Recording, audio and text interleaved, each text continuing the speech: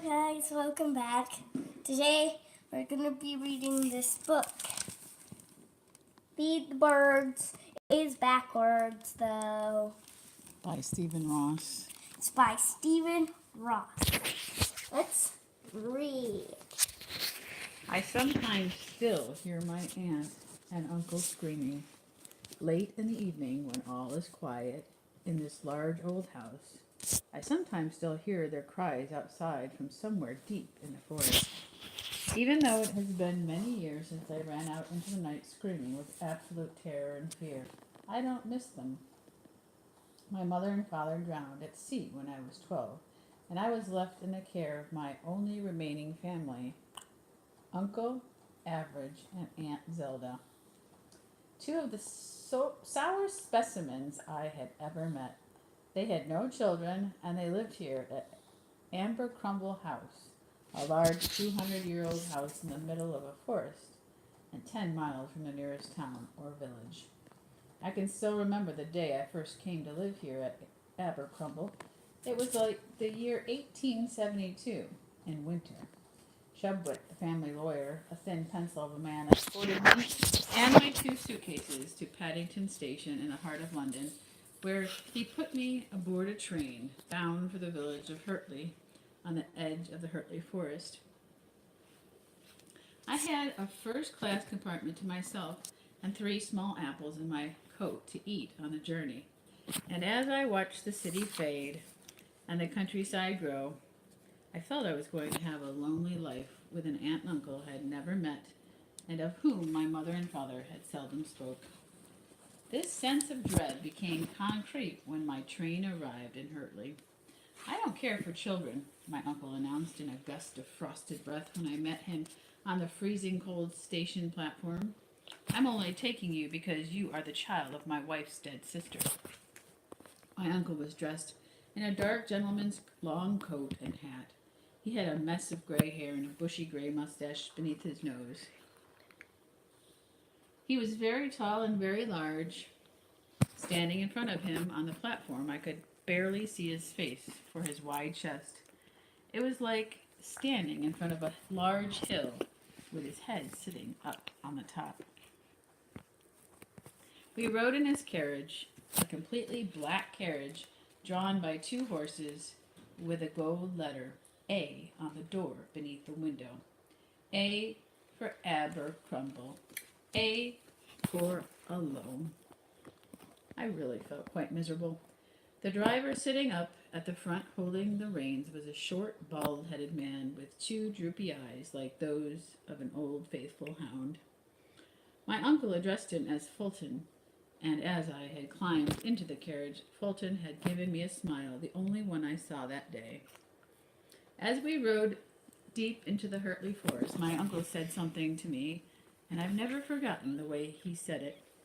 Don't feed the birds. He was staring out the window of the carriage, lost in thought.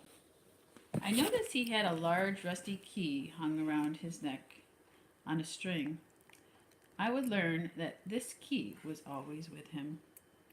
He turned to look at me. His eyes were black. Do you understand? Do not ever feed the birds. Birds? I inquired.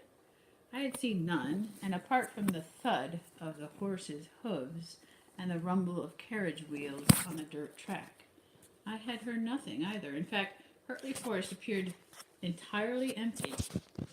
A deep, damp, dark, entangled of winter-dead trees, with a narrow, winding pathway leading endlessly through it. No one lived in Hurtley Forest except for Average and Zelda Abercrumble. No one else wanted to live there. Abercrumble's house stood in the middle of the forest and had been the home of the Abercrumbles for over 200 years, with no children. Uncle Average was the last stop on the Abercrumble family line.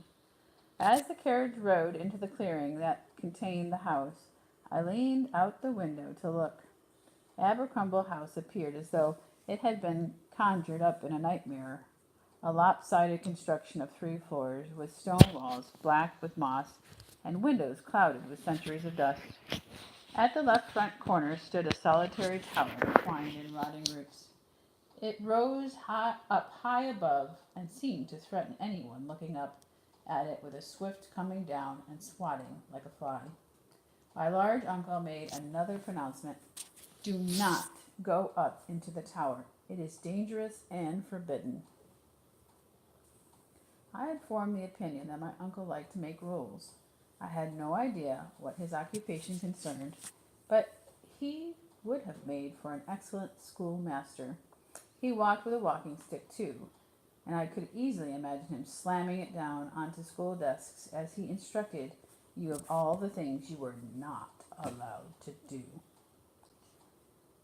An elderly woman stood on the steps leading up to the house's front entrance. She had gray hair tied tightly back and was dressed in morning black. She looked thoroughly pleasant. At her feet, the steps were littered with dead and rotting leaves. Is that Aunt Zelda? I asked. No, Uncle Average answered. That is Mrs. Fulton. She is the housekeeper. The Fultons were the only staff at Ambercrumble. Fulton, Mr., was the groundsman and tended to everything outside the house, the grounds, the horses, and repairs to the roof, and Mrs. Fulton tended to everything inside, the cooking, the laundering, and the dust. The front door opened into a wide, empty front hall with a checkerboard floor of black slate and white marble tiles. They looked so old and worn, they had surely been laid down by the Romans. Mrs. Fulton showed me to my room. It was sad news to hear of your mother and father, she said. She carried one of my suitcases, I the other. She led me upstairs to the second floor and through a maze of shadowy hallways. I had the feeling she was a woman of few words, as she said nothing else on the journey. The inside of the house was cold, dark, and empty. There were no rugs on the bare wooden floor, no pictures hung on the walls, and nothing at all in the way of decoration. It was only the afternoon, but I felt as though I needed a candle and a priest. It was as though something had died in all the gloom. Mrs. Fulton led me into my bedroom, dropped my suitcase on the floor, sneezed, and left. My room was quite big and rather empty. There was a bed, a chair, a dresser, and an echo. The view from the window was of the forest, and I imagined its long, moss-mottled branches loomed large in every window of the house. I understood that one of the Fultons' primary duties as groundsman was to prevent the forest from growing right up to the house and strangling it. I unpacked, and then I went and explored, and naturally, the first place I wanted to investigate was the tower. I found the door leading to its staircase without any difficulty. It wasn't locked, and I headed up without delay. I loved a mystery, and there had to be something up at the top. Why else would my uncle have told me to keep out? I certainly didn't see any danger. It was just an ordinary spiral stone staircase, and all the way up there were regular slits in the wall that let in daylight. At the top of the stairs there was a window and a red door. Looking out the window, I could peer down into the clearing in front of the house, and then out across the tops of the trees of the forest.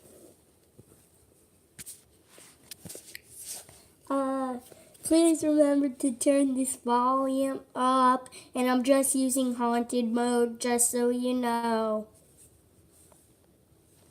It was like looking out across the vast barren sea of wilderness, with the gunmetal winter sky above keeping watch over it. The red door was locked. I peered through its rusty keyhole, but could see nothing of the room on the other side. I presumed the key that hung around my uncle's neck would unlock it. I heard a rustle behind me. 2 small birds sat outside on the window ledge. They were black and each about the size of my hand. They were looking at me through the glass in a most peculiar way, as though they were studying me. I had never seen birds do that. They flew away. Can you read kind of loud? I tracked their flight down into the trees, and curious, I decided to follow them. I headed back down the tower's spiral staircase and then back up to my room where I fetched my coat. As I was walking out through the forest door, my uncle spied me as he was coming out of his sunroom. Are you going outside without a scarf and a hat?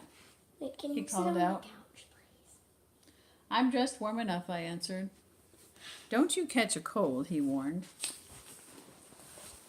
Go. Another rule. I left the house. I followed the winding pathway through the forest for a quarter mile until I came to about where I thought the birds might have gone to perch. I could hear nothing apart from a gentle breeze through the tree branches and the faint sound of the last leaves falling. How could a forest be dead? I wondered. As this one certainly appeared to be. It was as though all the color had been drained from it.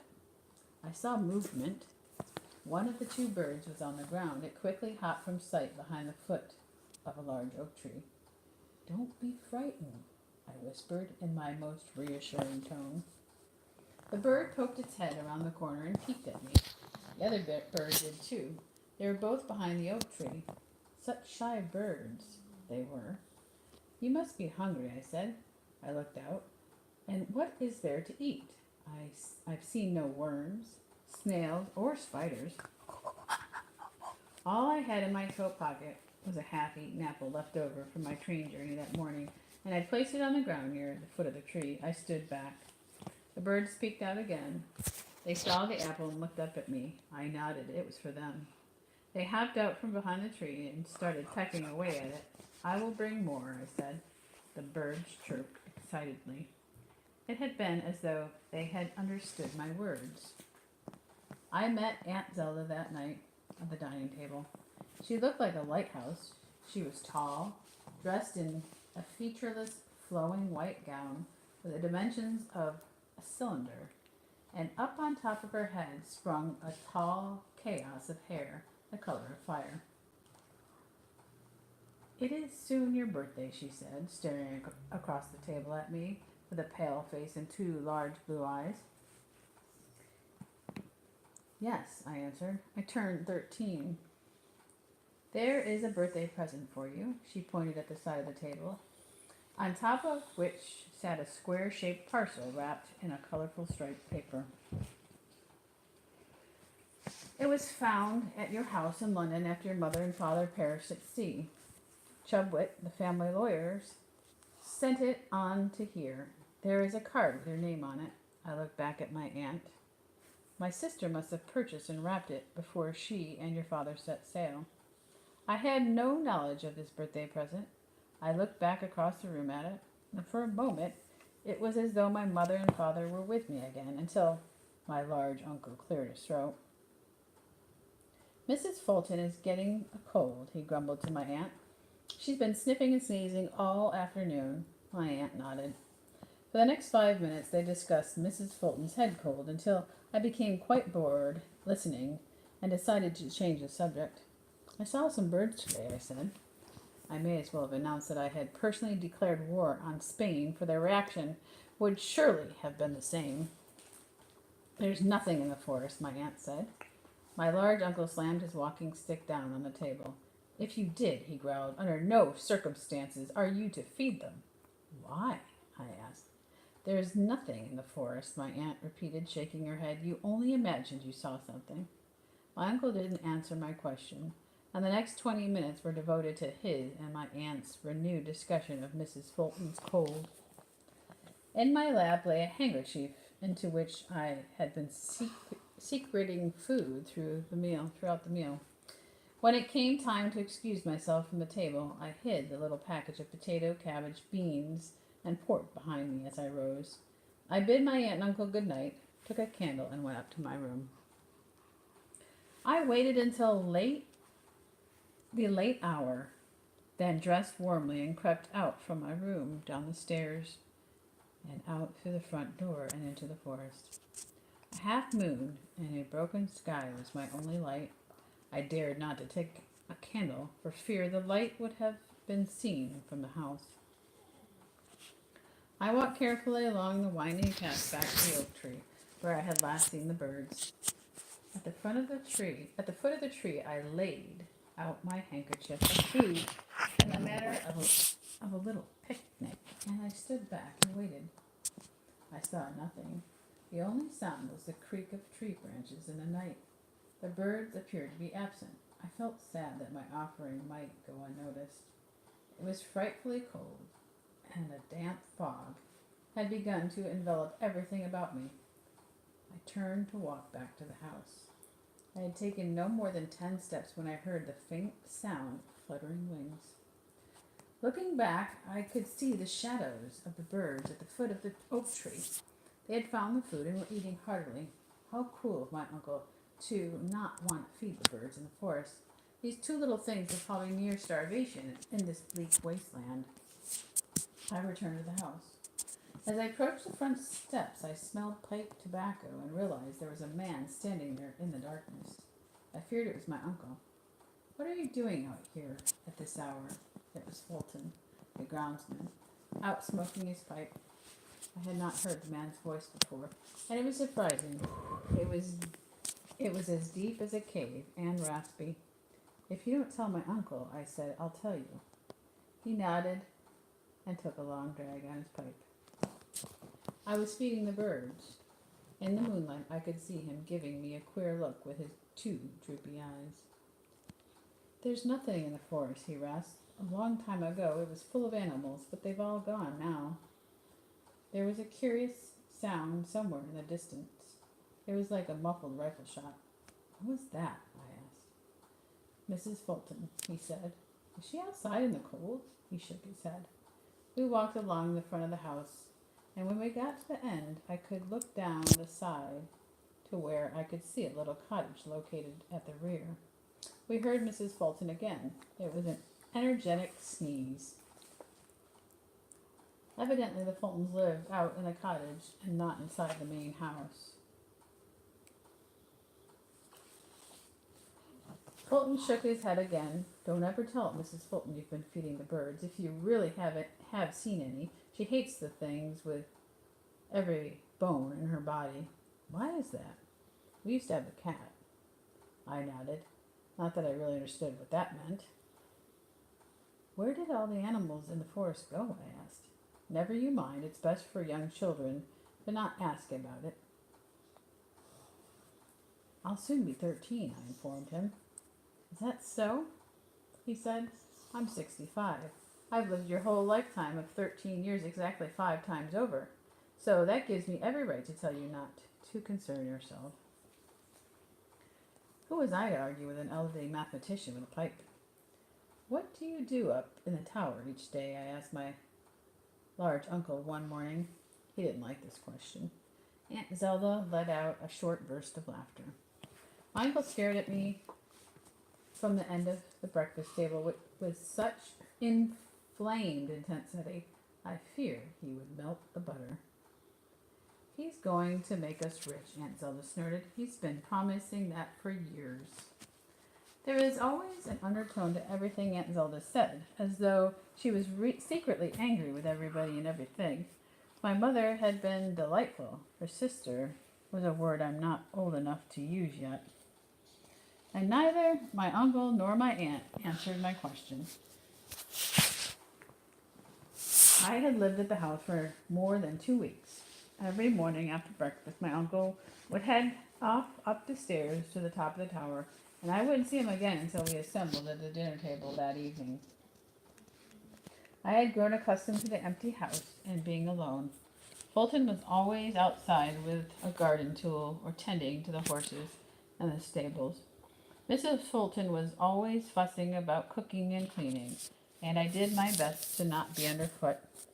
My aunt spent most of her days in the drawing room learning to play Bach's Minuet in G major on the harpsichord.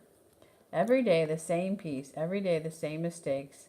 I'm sure the harpsichord would have liked to have thrown itself into the fire. I overcame my boredom by reading I had discovered a library in the east wing of the house with more books in it than I had ever seen in my life.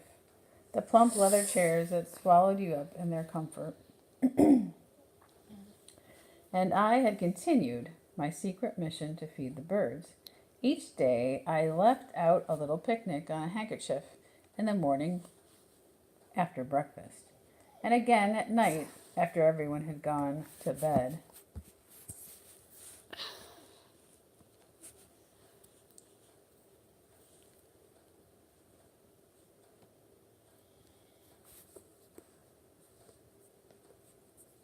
I never saw them anymore, so shy they were, but they were certainly eating what I left out. Not a crumb was left behind.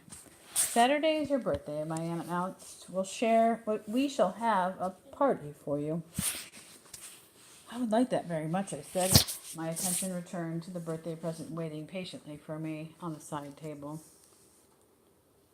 My uncle's attention turned back to Mrs. Fulton and a renewed discussion with my aunt about the old woman's cold. No, it hadn't gotten any better. Yes, she was still taking her medication. After breakfast, I went outside, and as I walked away from the house, I had that odd sensation. I call it odd because I don't know any other way to describe it. I knew that if I looked, I would surely find someone looking back at me.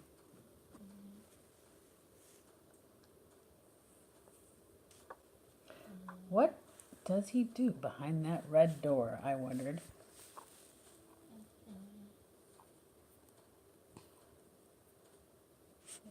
I'm going to go back.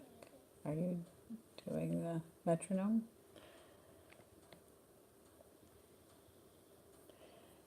I knew that if I looked, I would surely find someone looking back at me.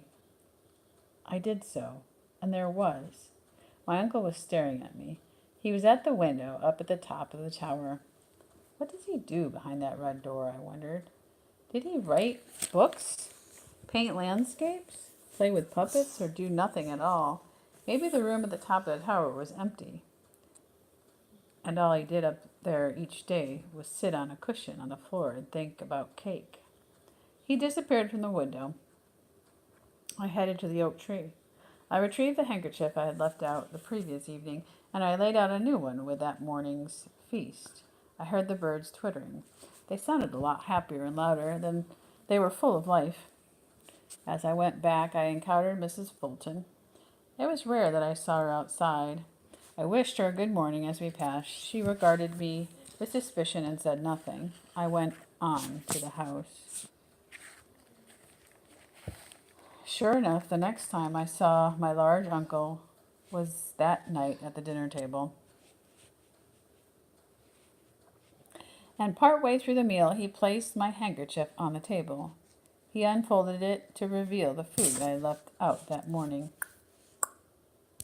Who are you feeding? He asked, staring at me as though I had driven a nail through his foot. My aunt was also staring.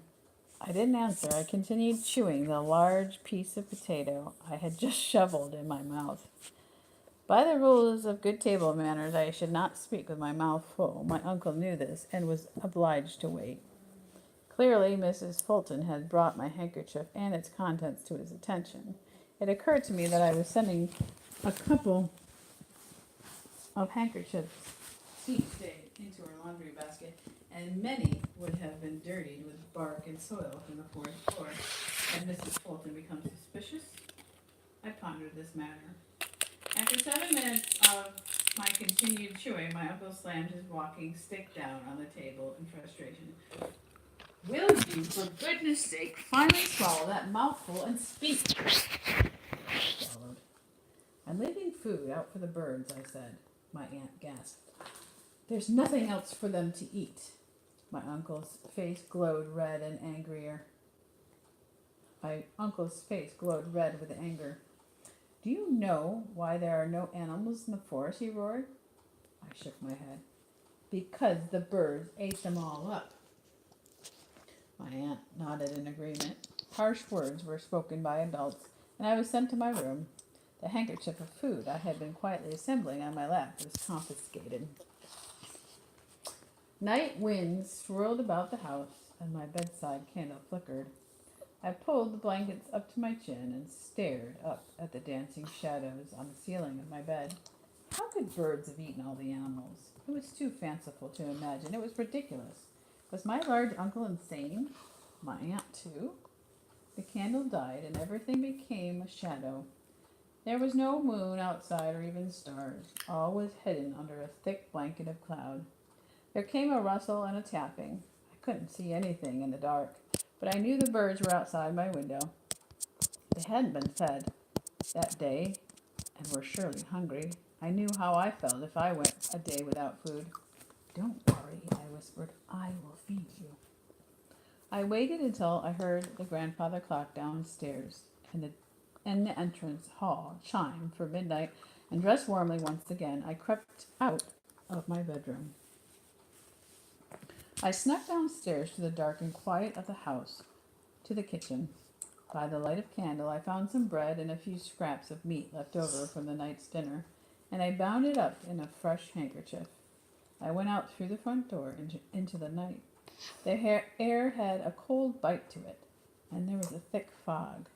Quick slivers of moonlight breaking through the clouds were my only moments of vision, and I navigated my way back to the oak tree from memory than anything.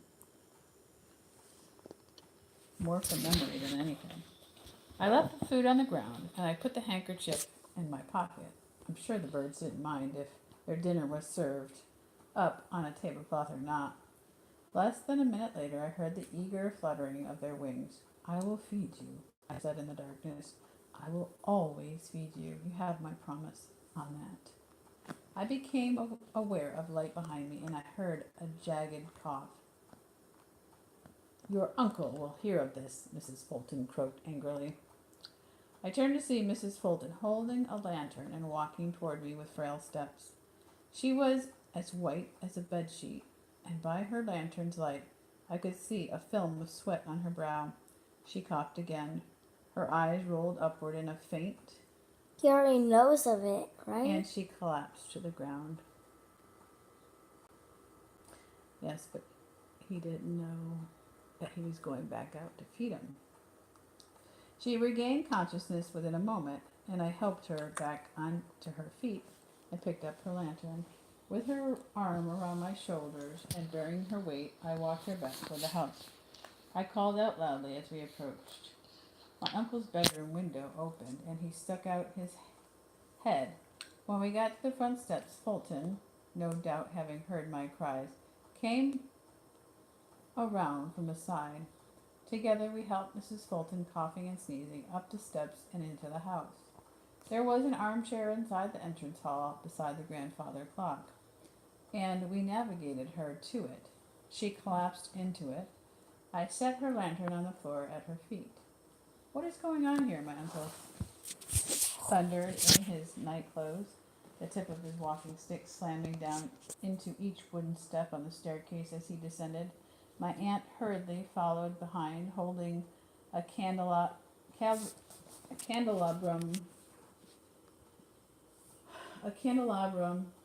crowded with candles. Mrs. Fulton is dangerously ill, I reported. Fulton spoke up. I don't think the medicine she's been given is helping in any way. Well, give her more of it, my uncle barked, coming to a standstill in front of us.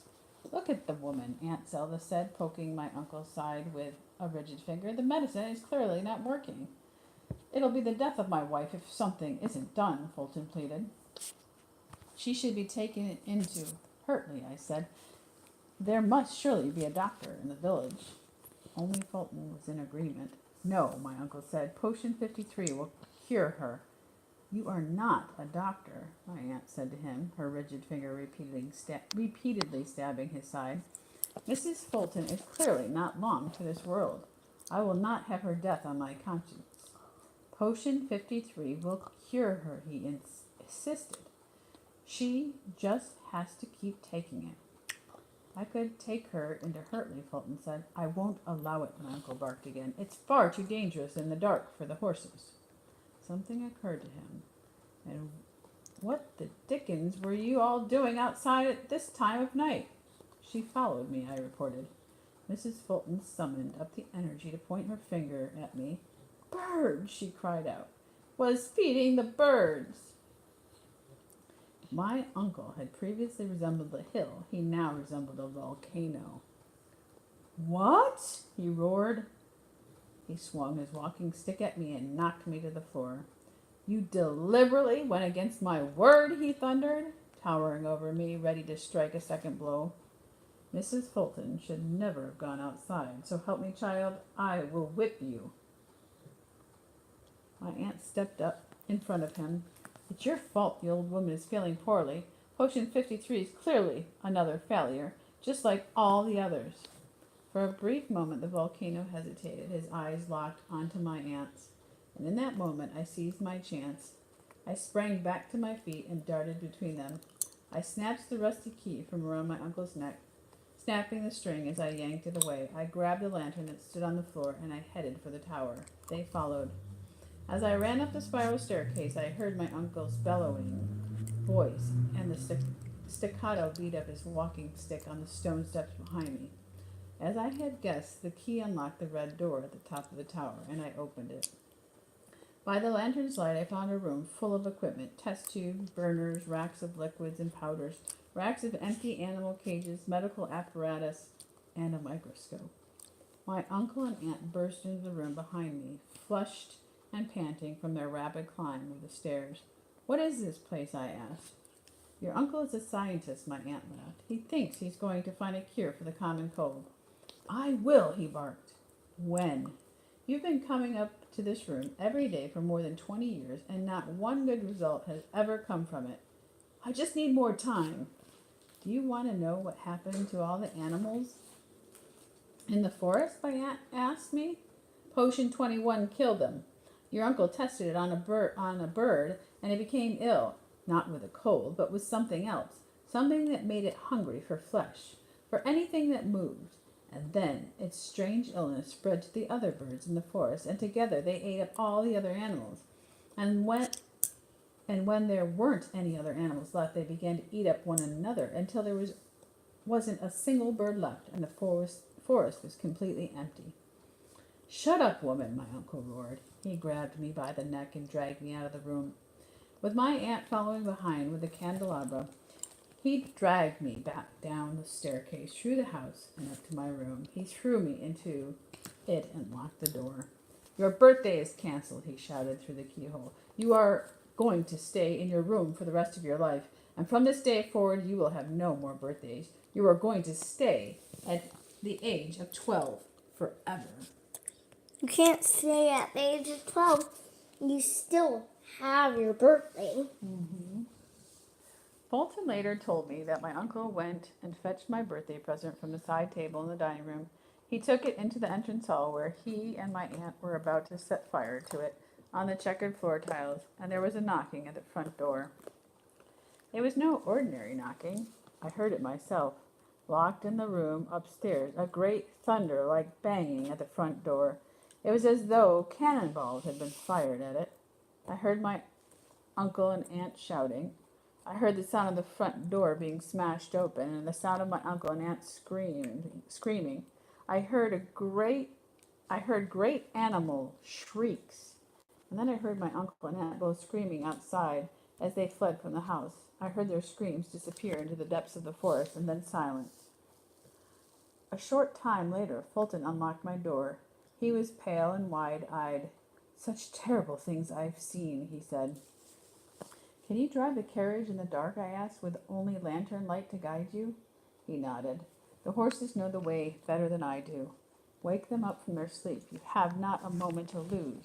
Fulton harnessed his horses, and together we wrapped Mrs. Fulton in blankets and lifted her into the carriage. He rode off for Hertley and a doctor, and I remained at the house to await my uncle's and aunt's return. I waited throughout the night, standing at the front entrance. It was as though a great force of nature had ripped it open. Every so often in the distance, I could hear my uncle and aunt screaming. They never returned. Fulton arrived back at the house the following morning. He reported that Mrs. Fulton was to stay with the doctor. She had bronchitis. It was expected that she would recover. I made Fulton a strong cup of coffee and sat him down at the kitchen table. It had been with great eagerness I had awaited his explanation of what had taken place the previous evening. While I had been locked in my room, after some short reflection, he attempted to put it into words. We were all in the entrance hall, he said, and there was a knocking at the door of the likes I had never heard. Suddenly, it was as though the door had been torn apart like paper, and into the house came these two giant beasts. What were they? Black. They were, all of 7 or 8 feet tall, with great black beaks and eyes. What were they? Birds. He stared at me. He was still terrified. They paid me and Mrs. Fulton no mind, but they went for your uncle and aunt, and no mistake, with a deafening squawk and call, and they chased them right out of the house. It has been many years since my uncle and aunt ran into the night, and I sometimes still hear their screaming. Or maybe it's simply a trick of the wind in the trees. They are full of leaves now, and animals have returned to the forest. Fulton is still my groundsman, and Mrs. Fulton still cooks and cleans after the disappearance of my uncle and aunt. And as their only living relative, Chubwit saw to it that I inherited Abercrumble House, where I have remained and have devoted my life to the study of ornithology. That's the study of birds. I have never yet opened my birthday present, and it remains waiting for me on the side table in the dining room. I have always liked a mystery. And yes, I still feed the birds. They've grown quite big now, and they're very happy. Come and visit us. Stay for dinner. That's the end of the story. Comment down below and like the video. Bye, guys.